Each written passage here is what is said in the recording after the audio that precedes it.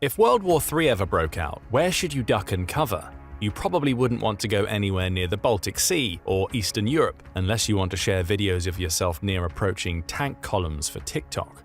South Korea, Japan, Taiwan, the Philippines, Australia. Not good bets either, unless you're going sightseeing for Chinese or North Korean missiles, or even artillery shells if you happen to swing by Seoul. The Chinese and European Russian heartlands aren't good bets either, because missiles will likely be a common feature in the skies there too, and even the United States, which was once so well protected from the devastation of both world wars thanks to its two oceans, wouldn't escape unscathed. As advanced as its air defenses are, thousands of missiles at once, some of them hypersonic glide vehicles, aren't shrugged off so easily. So where would you go to ride this thing out then? Stick around if you have a mind to make some emergency plans in this era of growing geopolitical tension. World War I and World War II were true world wars, with fronts emerging in almost every corner of the world. However, a Third World War would make those two conflicts look limited in scale. The world is far smaller now than it was in the early 20th century. Missiles can fly thousands of miles in minutes. Distance alone is no longer a guarantee of safety, while the full-scale battlefronts that would involve the movement of thousands of troops, vehicles, ships and aircraft would be concentrated in a few regions like Eastern Europe, the Korean Peninsula, the skies and seas of the First Island chain, and the Middle East. The missile threat makes World War III much more far-reaching. To be truly safe, you need to find places that meet all four of the following conditions. 1. They aren't deeply involved in the brewing geopolitical rivalry that would ignite the conflict in the first place. 2. They aren't likely to become centers of dispute by the warring powers because they are mostly or wholly irrelevant to their plans. 3. They wouldn't likely be major missile targets because they meet the first two conditions. 4. They are distant enough from the central battlefield to avoid collateral damage. What places meet these conditions? Certain tropical islands in the vast Pacific Ocean would be good bets. The United States' island chain strategy means that making escape plans here would not be foolproof, but there's no such thing as a foolproof plan, especially during World War III. And in World War III, a good plan is about the best you can hope for. You'll want to avoid places like Guam, which hosts the largest American military base in the region. You'll probably even want to avoid places like the Solomon Islands, Palau and Kiribati, which have all gotten involved in the plans of the great powers in one form or fashion. Fiji would likely fall under the good bet category though. It's outside of the First Island chain, which means it wouldn't likely be a battlefield. The closest place to it that might become a battlefield is Australia, which is still over 1,900 miles away. It also wouldn't be an important strategic location for either side to use against the other, and it lacks valuable wartime resources. To make it even less likely as a location of interest for the great powers, Fiji has a small military of about 6,500 active troops and 6,200 reservists, so it doesn't have much to contribute in hard power to a warring party. Fiji has no foreign alliances either, so it likely wouldn't become one of the dominoes that fall this time around. To make matters even better, Fiji is not one island, but an archipelago of about 300, so you have a lot of real estate to choose from in finding the spot you think is safest. Just find the best place for you and enjoy the abundant fish to eat as the world falls apart around you. If you think you need an even more remote location, the country of Tuvalu would likely pique your interest. 705 miles north of Fiji, it's even further away from any likely battlefield that would come from today's geopolitical climate. Like Fiji, it has no security relationships that would make it a domino to fall in the build-up to a contemporary world war, although its recognition of Taiwan and lack of an embassy on the mainland does anger Beijing. Still, Tuvalu is simply too far away from China for it to be a point of interest in a current world war, nor would the Chinese military waste valuable missiles there. Meanwhile, there's no important place for it in the US military's planning for a conflict in the region. You might be a little lonely in Tuvalu though, because it's one of the world's least populated nations, with only about 11,000 people, though it is also the 35th most densely populated country, so if you're okay with seeing the same faces routinely, it might not be that bad. Loneliness might be worse on Fiji, because even though it has about 940,000 people, it's ranked 161st in population density, so you might not see a lot of people if you decide to wait out World War III there. If you want to take a greater risk for a more cosmopolitan setting, you might want to try New Zealand. The problems with this choice come because New Zealand is integral to several international security arrangements, like the Five Eyes intelligence network and the Five Power defense arrangements with the United States, Australia, United Kingdom, and Singapore. Although these arrangements are not NATO-type mutual defense treaties, they do mean that New Zealand is more drawn into the security structures that would pull their members into an armed conflict. New Zealand also has valuable resources for warring parties like hydrocarbons, iron ore, timber, and even gold. Still, New Zealand boasts other advantages. Over 2,000 miles to the southeast of Australia, New Zealand is far away from the hotspots in the Indo-Pacific that would see some of World War III's most furious fighting. It's far out of the reach of China's military, for example, even if it wanted to use the country as a basis for cutting off Australia's trade routes. Because military units would likely not be concentrated there, there isn't a high chance that China or its allies would waste valuable missiles in striking targets in New Zealand. Stranger things have happened in war, however. The good news is that if fighting reaches New Zealand's shores, about 30% of its land is designated as protected, which means you have a lot of hiding places in that country, with many of the resources you would need for survival. In the worst-case scenario, there's a lot of sheep in New Zealand. As of May 2023, New Zealand has 25.13 million sheep. With a population of about 5.3 million people, this means that New Zealand has almost 5 times as many sheep as people, although this is the lowest ratio since the country began to record such information in the 1850s. Why should this matter? Because in World War III, world supply chains would be disrupted. This means that luxuries and even common items will be much harder to come by than you're used to. The sheep in New Zealand therefore serve as a go-to source of raw materials to make textiles. They're also a source of meat and milk if things get really nasty out there. Thankfully, New Zealand is also self-sufficient in its food production, so it does not depend on international trade to feed its people in the way that China does. New Zealand has also typically tried to walk the tightrope between its traditional partners in the US-led alliance network and China, its largest trading partner, so there's no guarantee that it will be dragged into the war. This makes it the safest country in the region that's also considered a well-developed first world nation. The infrastructure in New Zealand is much more advanced than Fiji and Tuvalu, for example. But there is a problem with all of these countries we haven't yet addressed. What if you're on the other side of the world? Commercial air travel would be cut off or at least drastically reduced if such a nightmarish scenario as World War III comes to pass. That means you'd likely need to get to Fiji, Tuvalu, or New Zealand by boat. Perhaps that's fine if you live in the region, but what if you live in Europe or even a vulnerable city on the east coast of Canada or the United States? Iceland is one of your best bets if you're in this part of the world. One of the drawbacks is that it's a member of the NATO alliance, which means that it would be drawn into the fighting if hostilities broke out. Iceland is also part of the GI-UK Gap, a natural choke point stretching between Greenland, skirting Iceland, and ending with the United Kingdom. This choke point commands the shipping lanes between the Norwegian Sea and the North Atlantic Ocean. NATO's control of this gap is a problem for Russia, as it prevents Moscow from projecting power into the world's oceans. During the Cold War, protecting the GIUK Gap became the primary task of the Royal Navy. In the new era of great power competition, the gap has become prominent again as a gateway to and from the Arctic. This choke point makes Iceland more of a potential target. Iceland also hosts an air station for the United States Navy, the Naval Air Station Keflavik. Among other tasks, this base can host B-2 bombers for extended deployments, which it did in 2021. Presumably, the coming B-21 will also be deployed there, should it be appropriate. Such a capacity makes this base an inviting missile target.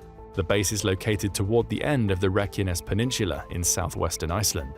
However, Iceland is also distant from the battlefields that would develop on the European front, and its homeland will be well protected by NATO's combined naval forces. It doesn't help that the Russian Navy is a floating disaster, which almost certainly means that any attempt for it to be a formidable presence in the GIUK Gap would end badly. Russia simply doesn't have the naval capacity to act that way anymore. Iceland would also not be a staging ground for NATO's forces, which means aside from the Keflavik base, it's probably not a target for enemy missiles. According to the Global Firepower Index, Iceland has no military. Its isolated geographical position ensures it can rely on its allies. More importantly, Iceland is a relatively self-sufficient country, resistant to the destruction of global supply chains. Its robust fishing industry likely means that your plate wouldn't be empty if you took shelter there. There's also plenty of fresh water to ensure you won't get thirsty. Iceland is also an energy-independent country. All of the energy in its power grid comes from its own resources. 73% of its energy comes from its hydroelectric power plants, and the rest comes from geothermal sources. 90% of Iceland's houses are heated directly by geothermal water directly via pipeline, so even if the power grid goes down, you likely wouldn't freeze. Iceland still needs to import fossil fuels for its transportation, but the government has implemented a policy to reduce this dependency. For example, it's one of the world leaders in electric vehicle adoption. Electric vehicles still make up a small portion of Iceland's total fleet at 14%, but the growth rate has been among the fastest in the world. 85% of private cars sold in the country were electrics in the first half of 2022, up from 60% in 2021 and 46% in 2020. If you happen to be by the Keflavik base, there's a good chance you'll be able to get your hands on an electric car and drive to a safer area. If you're in North America and can't quite make it to Iceland thanks to commercial air travel being shut down, you can try your hand in the larger island next door, Greenland. As Greenland is a Danish territory, it's part of the NATO alliance, which means it would technically be at war in World War III. As Greenland is a gateway to the Arctic, there's been interest in it by the great powers. Donald Trump thought about buying it from Denmark in 2019, but this idea wasn't uniquely his. The United States has made several such proposals since 1867. China has also attempted to expand its influence there, albeit without much success. Greenland could in theory be vulnerable to Russia's navy and missiles, but since this place is so remote from the battlefields that would develop in Europe, it wouldn't make much sense to use such valuable resources there. Greenland's northerly location and size make for a safe combination. The further north in Greenland you go, the safer you will be from the plans of the great powers. Greenland also lacks a road network, which makes it even less attractive as a military battleground. Go north near the Arctic Circle, and you leave the Geoc Gap behind. Learn to live off the land and the abundant marine resources here from the natives, and you'll likely have as good a chance as you can of surviving the war. But if the cold weather and the Geoc Gap makes Iceland and Greenland undesirable for you, and you're still too far away to make it to New Zealand, Fiji or Tuvalu, you can try going to the Azores. This is an autonomous region of Portugal, which means they're part of NATO and would be considered hostile territory in World War III. Like Iceland, the Azores host American troops, the United States Forces Azores, based at Lajes Field. There are about 165 American troops stationed there, and it's acted as a support base for NATO operations far afield, including during Operation Desert Storm. Most notably, the base hosts C-17 transport planes and the KC-46 Pegasus tanker. The base ensures that American aircraft and supplies can operate throughout much of the Atlantic and Africa. Hobbling NATO's logistics by destroying it in a missile attack would seem like an attractive prospect if ammunition can be found. Nevertheless, the Azores' remote location means they will be far from any battlefront. As long as you aren't by Lajes Field on the island of Terceira, you'll probably be okay. The Azores might serve a strategic purpose for NATO, but their geography puts them beyond the reach of the enemies that would confront it in World War III. Like the first two world wars, the major battlefields would occur in Europe and Asia, but thanks to missiles and nukes, North America is no longer safe. What if you live there but aren't close enough to Iceland or Greenland? You can try going to South America. This continent does not host any country that would be likely to find itself drawn into the conflict. But where would you go there? The safest place from the war might be the Brazilian rainforest, where uncontacted hunter-gatherer tribes still live to this day. But since you're watching this, it means you're part of the global civilization and would likely find it hard to survive there. You won't get killed by a missile, but something or someone else might do it. Fortunately, there are places in South America where you would most likely be comfortable even during World War III. One of these is Chile. This country is well protected by the Pacific Ocean and stretches down into South America's southernmost point. If Chile does become a target, you can escape to the Andes Mountains. Thankfully, you wouldn't likely need to go to those extremes. Chile is one of South America's most developed countries, has fertile land to grow crops, and there's potatoes pretty much everywhere. Like Iceland, Chile has made it a priority to be energy independent, and although it's not as well advanced as its northern peer, it produces 23% of its power from hydroelectric sources, 10% from wind, and 16% from solar. It still imports almost 71% of its net energy supply as of 2022 though, so if you're going to Chile, be prepared for future power outages, but in the context of World War III, a blackout doesn't seem so bad. If you're in the Old World, there's another continent that would be relatively safe from the ravages of World War III – Africa. As always, the great powers have tried to increase their influence on the continent, especially China, but African countries aren't tied into any international frameworks that would drag them into a global conflict. You'll want to avoid North Africa since it's too close to the Mediterranean. The further south you go, the safer you'll likely be from the plans of the great powers. South Africa, as its name implies, would likely be the furthest away from the fronts that develop in a Third World War. Granted, there are some dangers there. The country has a high crime rate, including, among other statistics, a rate of 58.94 crimes per 1,000 people and a murder rate of 45 per 100,000 people, according to data acquired in November 2023. However, since World War III will be a lot more dangerous, South Africa's other advantages might make up for this, especially if you go to a nice area.